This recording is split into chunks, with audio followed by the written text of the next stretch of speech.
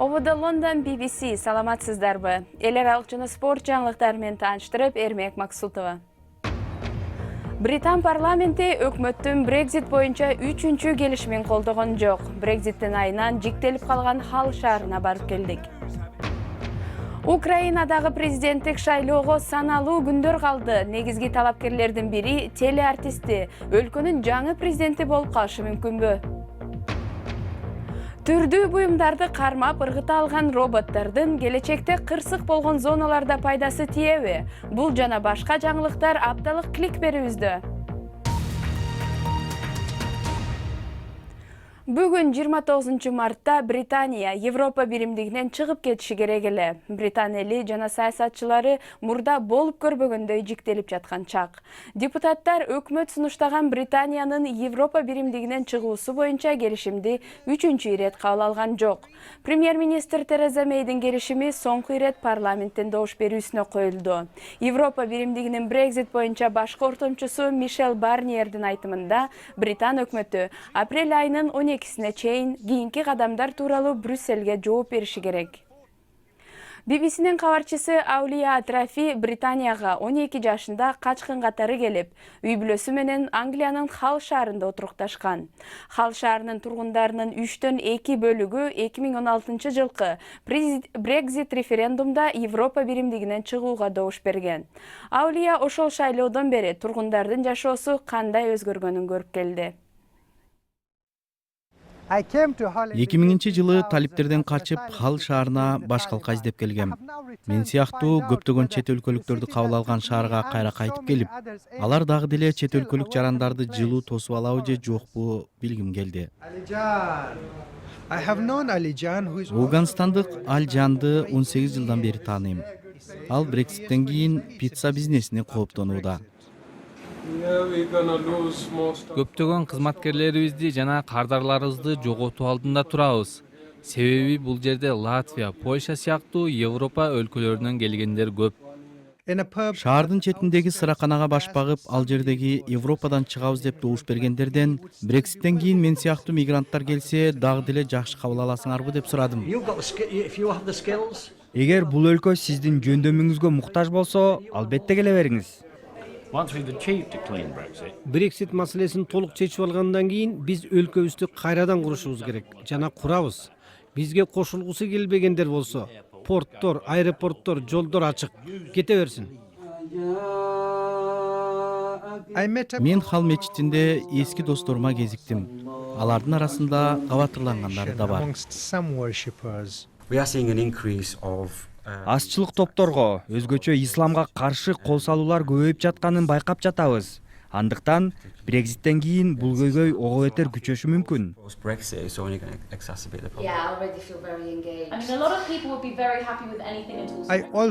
Полшалык Магда Мосеске да жолуктум. Ал 10 жылдан ашуун Хал шаарында жашап келет.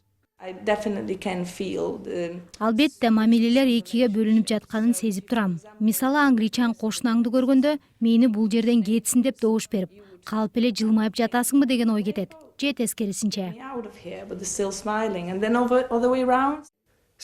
Халга кайтып келип, шаардагы катаал экономикалык, миграциялык мыйзамдардан, Brexit референдумунан улам эски досторумдун маанайы өзгөргөнүн көрдүм. Мен 19 жыл мурун жашап кеткениме караганда, бул шаарда азыр адамдар көбүрөөк бөлүнүп, белгисиз абал жаралганын байкадым.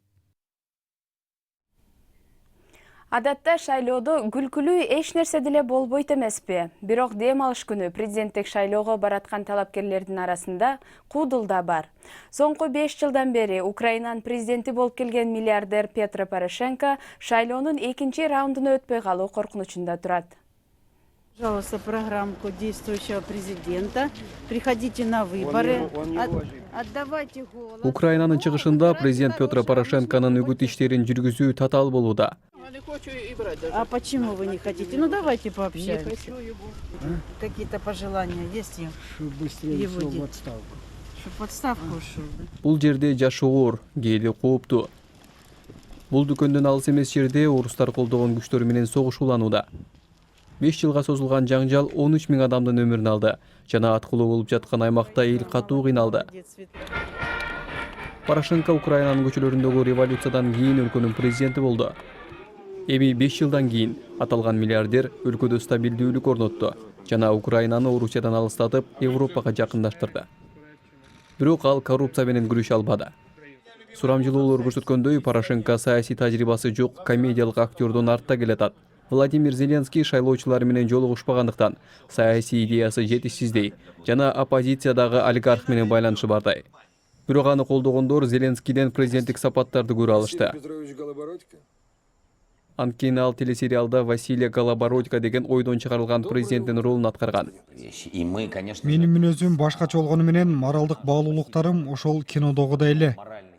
Бирок Порошенконун колдоочулары согуш жүрүп жаткан чакта аны улуттуу жалгыз талапкер катары көрүшөт.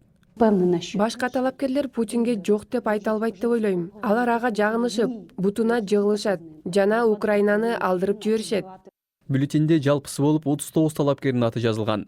Алардын арасында Украинанын саясий курмандыгы болгон Юлия Тимошенко да бар. Жекшемби күнү шайлоо өтүп, экинчи айлампага өткөн 2 талапкер белгилүү болот. Экинчи айлампа 3 аптадан кийин өтөт. Шайлоо тартиби ушундай. Сиз көрүп жаткан BBC эми күндүн башка кабарларынын тизмеги. Президент Трамп саясий оппоненттерин мыйзамсыз түрдө бийликти тартып алууга аракеттенүүдө деп айыптады.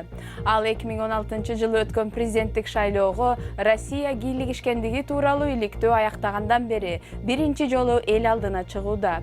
Тергөөнүн жыйынтыгы Трамп мыйзамга тоскоолдук жаратты деген айыптан бошотулган жок деп айтылат. Ошого карабай ал бардык шектенүүлөрдөн арылганын айтты. Жаңы Зеландиянын Крайстчерч шаарында 20 миңден ашуун киши чогулуп, 2 жума мурун орун алган террордук чабуулда каза болгон 50 кишини эскеришти. Өлкөнүн премьер-министри Джасинда Ардерн чогулган элге жек көрүү оорусун жок кылуу керек деп билдирүү жасап, элди зомбулуктан жана экстремизмден оолак болууга үндөдү. Венесуэланын өкмөтү оппозиция лидери Хуан Гуайдону өкмөттүк кызматта иштөөгө 15 жылга тыюу салынарын билдирди. Ал мындай чечимди четке какты. Улуттук ассамблеянын башчысы болгон Гуайдо мырза өзүн январь айында убактылуу президент катары жарыялап, президент Мадурону бийликтен кетүүсүн талап кылган. Кытай телекоммуникация компаниясы уюлдук телефондорунун коопсуздугу боюнча АКШ менен чырга карабай өткөн жылдагы кирешеси 25%га өскөнүн билдирди. 5G ылдамдыктагы жабдыктарды чыгарган дөша Huawei дээрлик $9 миллиард киреше тапкан. Анын негизги бөлүгү смартфондордон түшкөн. Бейшемби күнү Британиянын кибер коопсуздугу боюнча борбору Huawei'ди уюлдук телефондорунун кибер коопсуздугун начар деп сынга алды. Барселонада болгон уюлдук телефондордун дүйнөлүк конгресси өткөндөн кийин мобилдик телефондордун жаңы түрлөрү чыга баштайт. Бирок эски телефондор эмне болот? Сиздин чөнтөк телефонуңуз Кытайда чогултулса керек, бирок телефондун ичи өзүнчө эле бир аалам. Акылдуу телефондордун ичи ондогон өлкөлөрдөн чогултулган 60га жакын түрдүү бөлүкчөлөрдөн жана минералдардан жасалат. Алар алтын, күмүш жана платинум сыяктуу баалуу металлдар. Ал эми телефондун батарейкасында литийден сырткары кобальт сыяктуу да заттар бар. Кобальт өтө баалуу. Демек кобальтты өндүрүп жаткан аймактарда ири кирешенин жаңы агымы пайда болду. Бул конфликттерге түрткү болушу мүмкүн. Кобальттын өндүрүлүшүнүн 60% Конго Демократиялык Республикасынан келет. Бирок өлкөдө паракорлук жана шахталарда жаш балдар жумушка тартылышы сыяктуу көйгөйлөр жаралууда. Күнгө электр кубатына муктаж болбогон батареяларды каалап жатабыз. Анда батареялар чоңураак болушу керек болот. Демек көбүрөөк кобальт колдонулат. Бул жагдайда Greenpeace сыяктуу айлана чөйрөнү коргоо боюнча уюмдарды кабатыр кылууда. Сиздин смартфондогу бөлүкчөлөр менен минералдар 3 тараптуу көйгөй жаратат. Кендер менен жерди казуу айлана чөйрө үчүн зыян алып келет. Жабдыктар өтө эле аз убакыт колдонулат. Андан кийин ал жабдык же анын тетиктери кайра иштетилбейт. Технология уюмдары жашыл технологиясын алдыга жылдырууну көздөп жатат. Бул Apple компаниясынын кайрадан иштетүү роботу Daisy. Ал саатына 200 iPhone'ду иштетет. Apple менен Samsung сыяктуу компаниялар жаңы телефондорду жасоодо кайрадан иштетилген продукцияны колдонууну каалап жатканын билдирген. Бирок айрым уюмдар эски телефондорду сатып алып жатканы менен көптөгөн гаджеттер кайрадан иштетүүгө жараксыз болуп калат. Жалгыз 2018-жылы 1,4 миллиард смартфон сатылган. Демек ошончо баалуу минералдар жер жүзүнөн казылып алынууда. Азыркы кезде жасалма акыл, артып калган тамак аштык кайра иштетүүдөн тартып, мыйзам системасына чейин колдонулууда. Бул жана башка технология жаңылыктарын апталык клик берүүбүздө көрүңүз.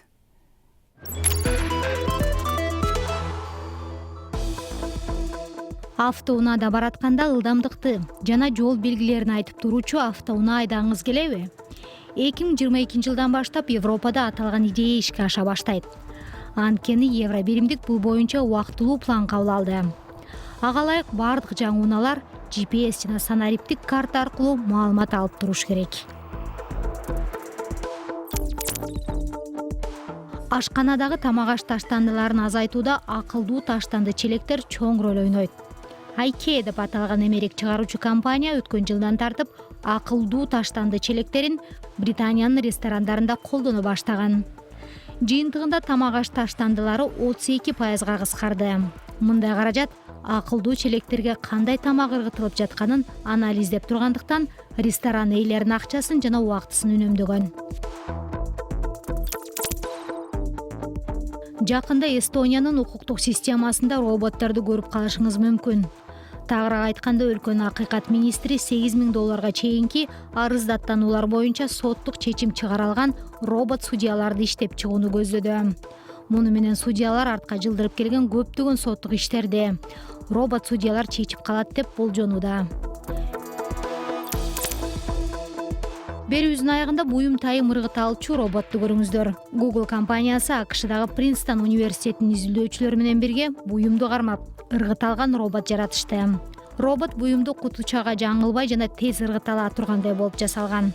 Google'дун айтымында мындай роботтордо жаратылыш кырсыктары болгондо сынган буюм тайымдардан тез тазалоо үчүн керек.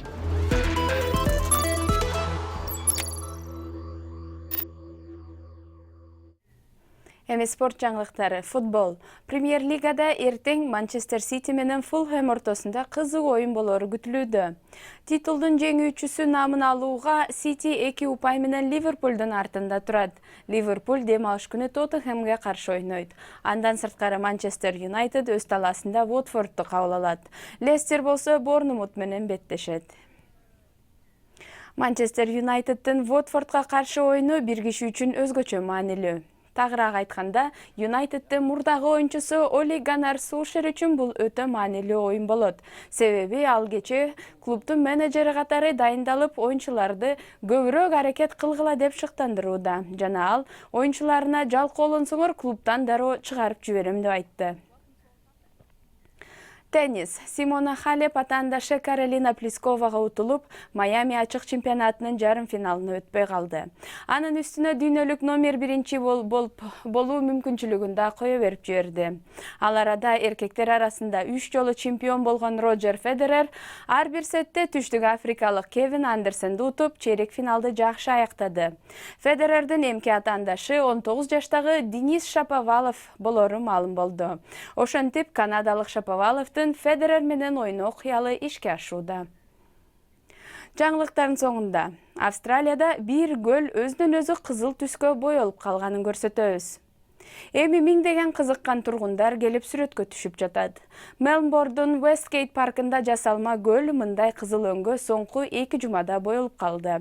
Австралияда туздуу көлдөр күндүн ысыгынан, жаан-чачындын аздыгынан жана абанын жылуулугунан улам кызыл болуп калат экен. Натыйжада миңдеген тургундар келип таң калып сүрөткө түшүп кетишүүдө.